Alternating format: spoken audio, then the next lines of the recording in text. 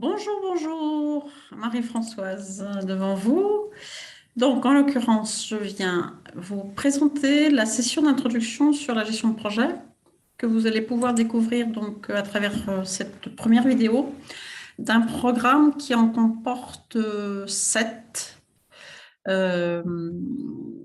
Et sachant que c'est 7, quand je parle de 7 vidéos, c'est 7 macro-vidéos, puisqu'en l'occurrence, je faisais davantage référence aux 7 phases d'un projet dans lequel vous aurez plusieurs vidéos associées. Là, j'ai pris le parti pris de vous introduire juste les éléments de synthèse que j'ai en tête concernant cette première session. En l'occurrence, vous rappelez les objectifs de cette plateforme que je mets à votre disposition. Ma mission en tant que coach à travers ce programme d'accompagnement, le parcours général de l'accompagnement qui prend à la fois soutien sur ses contenus pédagogiques, mais également sur des sessions de coaching. Le parcours spécifique de la phase de cadrage, la différence entre la notion d'activité de gestion et gestion de projet, les 10 points fondamentaux d'un projet et le phasage du projet. Alors, l'objectif de cette plateforme qui s'appuie sur l'expérience professionnelle que j'ai de 30 années de conseil dans l'univers du conseil en management, en organisation et du coaching et l'accompagnement de différents projets. L'idée là, c'est vraiment de partager avec vous ces outils et méthodes que je mets à votre disposition, avec un objectif, c'est de vous aider à développer votre autonomie et celle de vos équipes à travers ce coaching méthodologique et ce transfert d'outils, mais aussi les outils associés au changement de posture individuelle et collectif, et la relation posturale, ce que j'appelle la relation posturale, c'est-à-dire la posture managériale associée à la direction d'un projet ou à la gestion d'un projet. L'idée, c'est aussi de vous aider à impulser des dynamiques collaboratives dans votre environnement et on reverra au travers de cette démarche à quel moment la dynamique collaborative peut être impulsée. Et elle n'est pas forcément utilisable n'importe quand. Néanmoins, je vous transmettrai à la fois la méthodologie et le processus de pilotage d'une démarche AI. Vous aider enfin à avancer significativement sur votre projet entre un début, une phase et une fin de projet, sachant que entre le début et la fin d'un projet, il peut se passer un an, il peut se passer plusieurs années. L'idée étant quand même qu'on mette fin au mode projet et qu'on rythme le projet en lien avec le calendrier qui introduit aussi cette notion de fin de projet. Voilà. Alors, la première observation aussi que je vais faire, c'est ce que j'entends par mission du coach. Et le coach que je suis, il va vous amener un transfert d'outils et de méthodes donc en gestion de projet, d'une part, en conduite de changement, les outils d'animation et de facilitation de groupe, les outils de sociodynamique du changement, donc qui vous permettront de faire un diagnostic de situation des acteurs face au changement que vous êtes en train de leur demander, ou en tout cas que le projet va exiger d'eux, les bonnes pratiques managériales associées à une démarche de projet et qui ramènent une réflexion sur le style de management personnel que vous pouvez avoir ou que vous souhaitez développer, les outils et le processus d'une démarche appréciative. Donc, en l'occurrence, ces contenus seront transférés à travers des vidéos et je vous donnerai au fur et à mesure donc, l'objectif et le contenu précis de chacune de ces vidéos. Ce que je vais faire aussi avec vous, bien évidemment, c'est mon intention à travers ça, c'est de vous coacher individuellement, soit parce que vous êtes directeur de projet, soit parce que vous êtes chef de projet, facilitateur, ou en tant que de besoin quand vous êtes manager ou que vous demeurez un projet pour la première fois ou d'ailleurs, quelle que soit d'ailleurs la phase du projet où vous en êtes. Et vous accompagnez également dans une posture de facilitateur et de coach auprès de vos équipes. Même si vous êtes manager ou responsable hiérarchique, il y a des moments où on peut s'autoriser à prendre cette posture de coach ou de facilitateur. Ça facilite la relation collective avec vos équipes et ça facilite le développement de la motivation de vos équipes. Ce que je ne ferai pas dans cette démarche, c'est constituer une ressource pour votre projet en tant que tel, à savoir que je ne vais pas faire à la place d'eux, mais je vais vous guider pour faire et vous aider à faire avec vos équipes. Et je n'interviens pas dans vos instances de pilotage ou de management, c'est-à-dire que je ne viendrai pas animer un comité de pilotage ou une réunion de travail que vous aurez avec vos équipes, puisque en l'occurrence, ce sera soit l'objet d'un coaching individuel dans une session Zoom, soit vous me sollicitez sur une séance d'animation parce que vous avez besoin d'un soutien méthodologique, auquel cas on le verra en présentiel. Mon profil, je suis business coach. Alors, j'en profite pour faire des corrections aussi sur mon document au moment où je vous parle. Je suis formatrice en gestion de projet.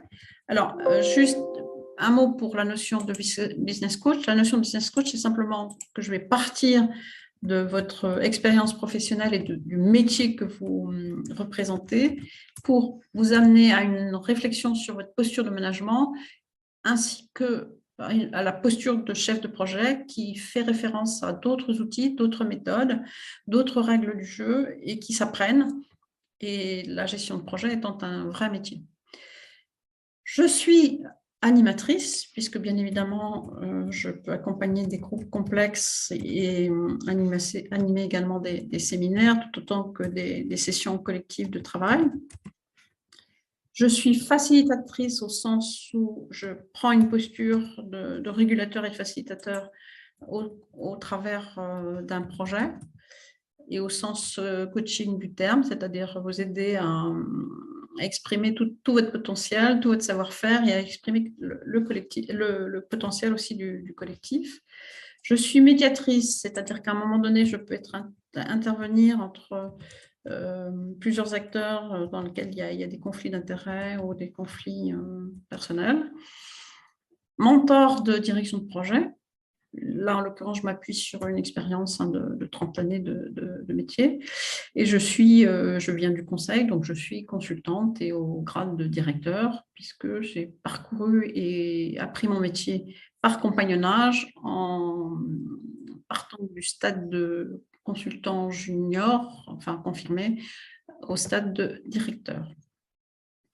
Voilà ce qui est de mon positionnement en tant que coach vis-à-vis de vous. Enfin, au cours de ce parcours, on va dérouler et voir ensemble beaucoup de contenus, beaucoup d'outils méthodologiques, et chaque étape fera l'objet donc d'un contenu très précis, avec, comme vous le voyez, la phase de cadrage du projet, la phase de définition des solutions et plans de mise en œuvre, la phase de suivi de dynamique de projet et la phase de préparation d'un bilan. La phase de cadrage est donc encore, en l'occurrence, le parcours spécifique de cette première session. On va aborder ensemble l'objectif d'une phase de cadrage et comment concrètement on cadre son projet, comment on définit les règles de fonctionnement sur le projet, comment on prépare les équipes à lancer cette démarche de travail sur un périmètre donné, les outils et les méthodes qui vous sont nécessaires dans cette phase de cadrage. Enfin, on verra ensemble comment on construit un plan de travail entre deux sessions collectives. Enfin, ce que j'appelle une session collective, c'est l'hypothèse où vous partez vous-même avec une équipe projet, que vous aurez à animer ou à coordonner. Et entre deux sessions de travail, vous pouvez construire un plan de travail en intercession et un plan de coaching qui permet d'identifier vos besoins méthodologiques, votre degré d'autonomie à piloter cette démarche et cette phase, et précisément identifier aussi les craintes que vous pouvez rencontrer, les préoccupations que vous pouvez avoir, les peurs qui peuvent émerger aussi dans la prise en main de cette posture, et voir aussi comment les réguler et les réduire tout au long de cet accompagnement. Enfin, l'idée, c'est bien évidemment de partager avec vous ces outils et méthodes associés donc à cette phase de cadrage, sachant que les outils clés de cette phase de cadrage, eh bien, ça va être la feuille de route, dans lequel on va trouver le cadre général d'une feuille de route de projet, là, les étapes de phasage du projet, la structure d'un projet. Quand je parle de la structure du projet, je parle précisément de la gouvernance du projet. Quels sont les acteurs qui vont piloter? Quels sont ceux qui vont arbitrer les propositions qui sont faites? Quels sont ceux qui sont mobilisés pour travailler avec vous sur ce projet? Ensuite, on a la notion d'anticipation de risque, puisque précisément sur un projet, on est susceptible d'amener des changements et une incompréhension des autres de votre environnement sur cette initiative et ce projet. Donc, il y a lieu de se préoccuper de la façon dont, de repérer ces risques et de voir comment on les anticipe. Et enfin, il y a un dossier très important qui s'appelle le plan de communication. C'est au moins d'éclairer les acteurs clés sur le démarrage de ce projet pour vous éviter d'avoir des ennuis par la suite. Le flash report du projet, qui est un outil clé du chef de projet et qu'il va falloir utiliser très vite entre vous et votre directeur de projet ou le niveau N+1 si vous en avez un, et en particulier vis-à-vis de votre client, mais aussi les équipes qui travaillent avec vous sont en mesure aussi de préparer un flash report qu'elles vous amèneront selon un rythme que vous définissez, soit toutes les semaines, soit tous les 15 jours, soit tous les mois. En l'occurrence, le mieux, c'est quand même tous les 15 jours. Mais si le projet a de nombreux défis, le flash report peut se justifier toutes les semaines. Enfin, la charge de travail prévisionnelle, puisque là, en l'occurrence, vous partez sur une démarche qui va possiblement durer de 6 à 9 mois et qui va nécessiter de la disponibilité, de l'énergie. Et donc, pour cela, il y a une opportunité à évaluer votre charge de travail prévisionnelle dès la phase de lancement. Et donc, dès cette phase de cadrage, et ça, c'est aussi la mission d'un chef de projet, de bien qualifier ses besoins de disponibilité et d'alerter aussi les instances de pilotage ou son client de la disponibilité qui va être justifiée pour prendre en main correctement ce projet. Enfin, le tableau de synthèse, qui est un tableau de suivi du projet, qui est complémentaire du flash report. Et enfin, du coup, l'outil, c'est le tableau de coaching et le tableau d'intercession, que j'ai appelé aussi plan d'intercession, plan de coaching. Voilà donc les éléments de contenu qu'on va voir dans la phase de cadrage.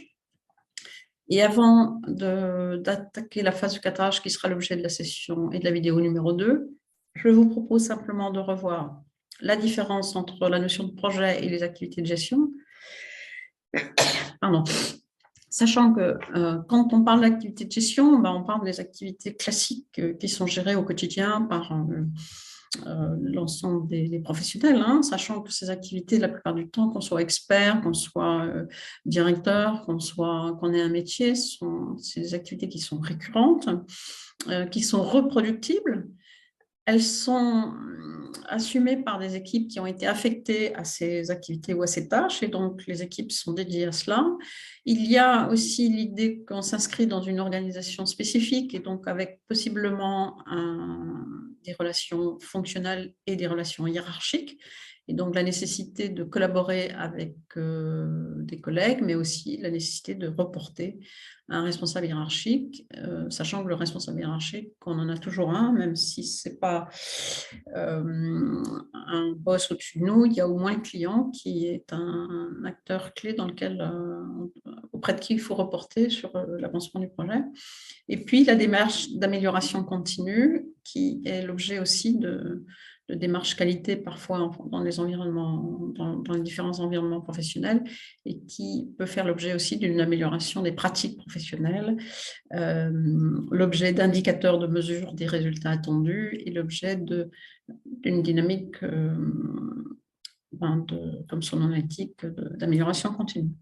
Enfin, quand on parle de projet, on va être sur une notion différente, avec l'idée qu'un projet, ça a toujours un début et une fin. Donc, un début, on est toujours au clair quand on démarre un projet. Par contre, on n'a pas toujours une idée de l'atterrissage.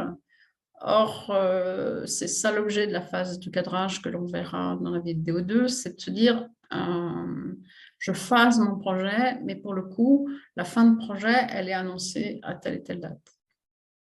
C'est très important parce que précisément, c'est ce qui constitue un des points de faiblesse d'un projet, c'est qu'on ne prend pas toujours le soin de ritualiser et de cérémonialiser la fin du projet.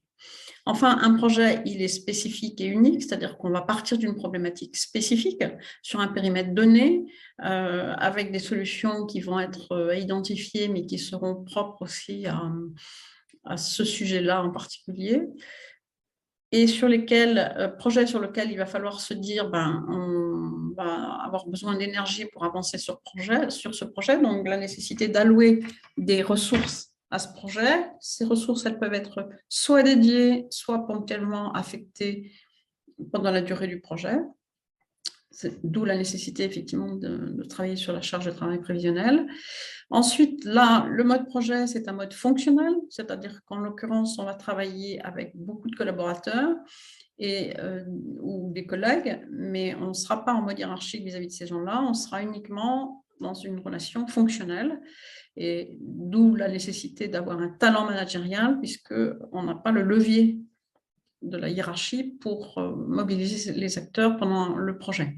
Donc, il va falloir faire preuve de compétences et de talent managérial spécifique pour vous permettre de réussir ce projet avec des collègues ou des collaborateurs qui ne relèvent pas de votre hiérarchie. Enfin, un projet, c'est souvent générateur de changements partiels avec parfois juste des adaptations. Par exemple, on va changer une procédure. On voit bien que, par exemple, les démarches qualité amènent une évolution des procédures qu'il faut faire évoluer. Mais ça peut être aussi juste un projet, par exemple, architectural qui nous amène à changer les locaux, et il y a des adaptations dans l'organisation des flux patients, flux d'informations, flux partenaires, flux clients, etc. Ensuite, on a des projets qui requièrent des évolutions un peu plus importantes. Je pense par exemple à un projet de système d'information qui impacte les méthodes de travail, qui impacte les organisations, qui impacte les modes collaboratifs, qui impacte les supports d'information. On est sur un domaine circonscrit, mais qui entraîne des évolutions. Et enfin, on a le projet de transformation qui, là, concerne toutes les dimensions d'une organisation, depuis la stratégie, en passant par la structure, l'organigramme, les rôles et responsabilités, les missions des uns et des autres, les modes opératoires, les règles de planification, les règles de programmation, les procédures, les tableaux d'indicateurs, etc. Et qui introduit aussi des impacts sur le dimensionnement des équipes, les compétences associées, les processus de motivation et de gestion des ressources humaines. Et enfin, ce sont des projets aussi qui nécessitent parfois une refonte des systèmes de pilotage et du système de management des ressources. Donc, vous voyez qu'en fonction de la nature du projet, les exigences professionnelles qu'on va avoir vis-à-vis du chef de projet ou du directeur de projet vont être très variées, avec une graduation des compétences associées proportionnelle à la marche de changement que vous allez avoir à gérer. En résumé, c'est souvent la nature des activités qui va déterminer le passage en mode projet, c'est-à-dire que ça peut être effectivement un sujet sur lequel on a une problématique à instruire et on n'est pas au clair, donc on va faire le choix de partir en mode projet. C'est un thème ou une opportunité qu'on a explorée, on s'est dit on va la déployer en mode projet. Ça peut être une étude sur laquelle on a besoin de développer des scénarios pour définir les modalités de mise en œuvre. Et là aussi, on va se mettre en mode projet.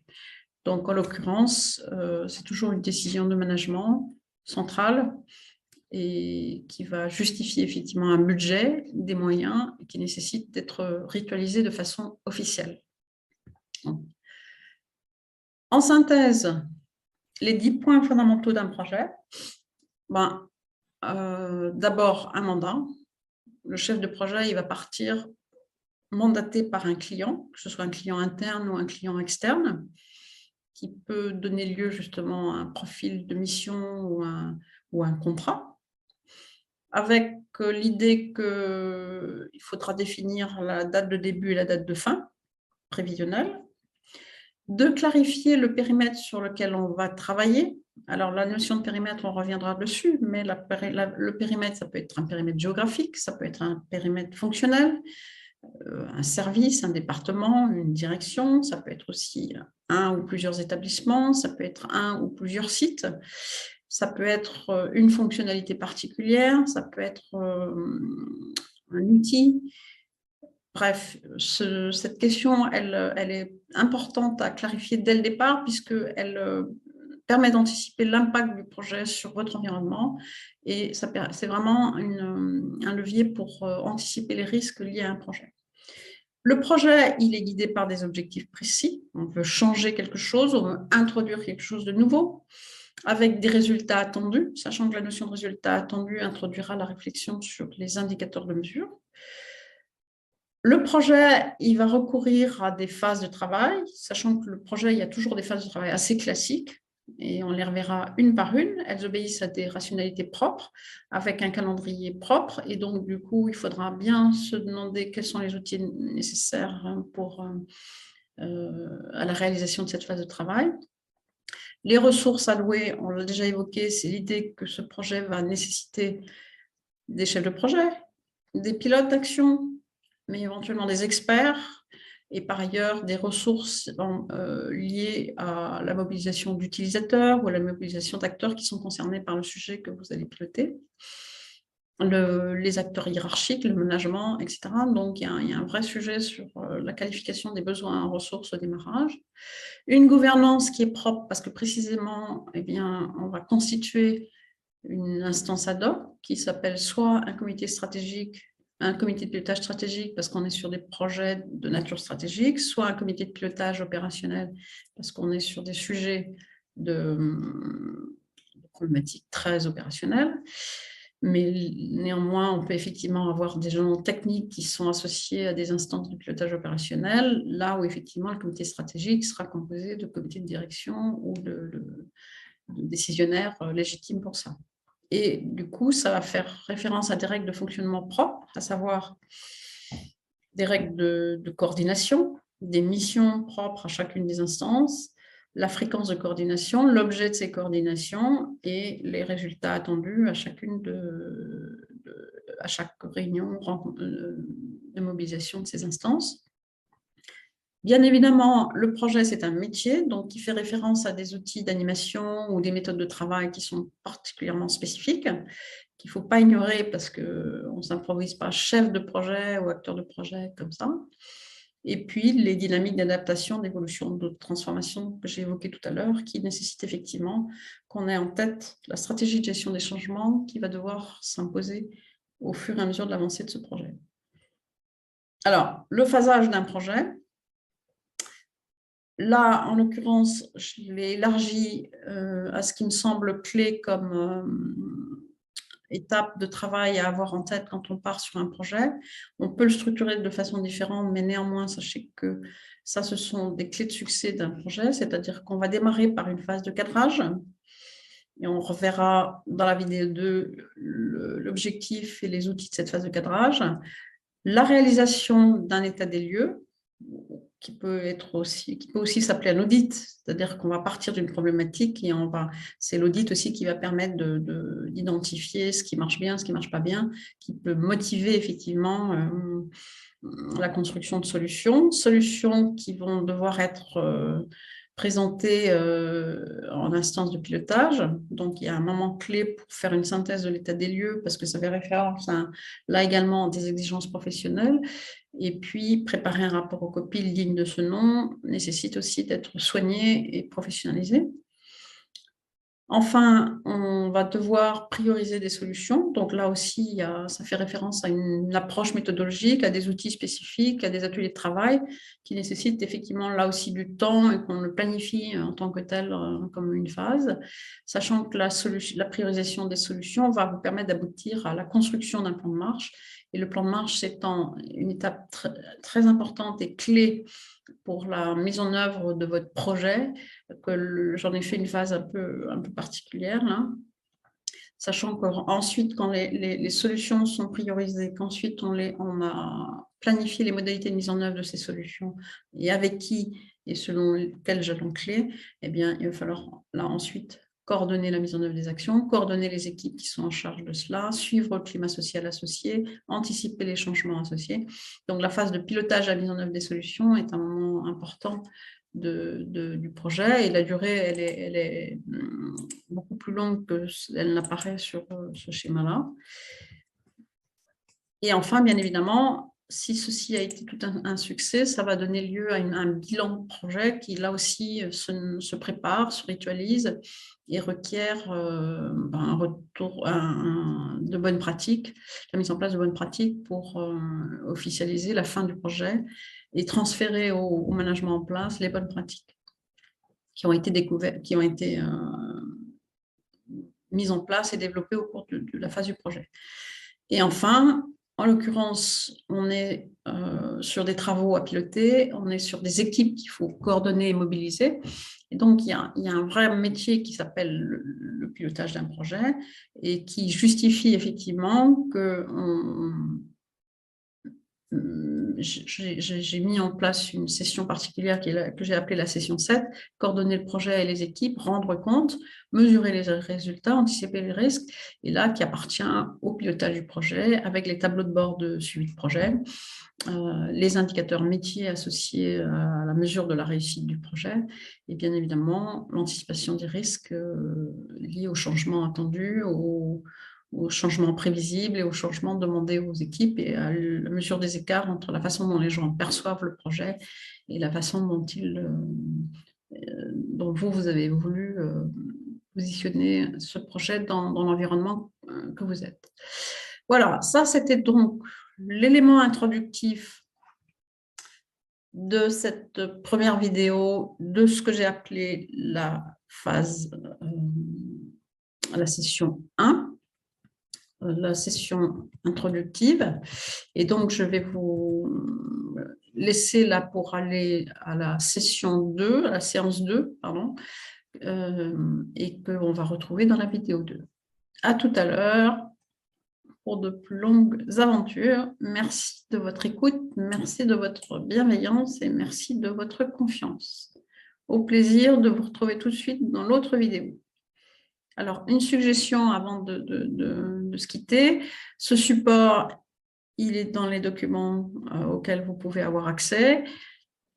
Respirez, prenez un verre d'eau, allez marcher et évitez d'enclencher 2 vidéos les unes à la suite des autres pour éviter de vous saturer. Et revenez vers cette vidéo 3 fois si vous pouvez, comme étant un référentiel de bonnes pratiques et de bon suivi de ce processus de travail. À bientôt.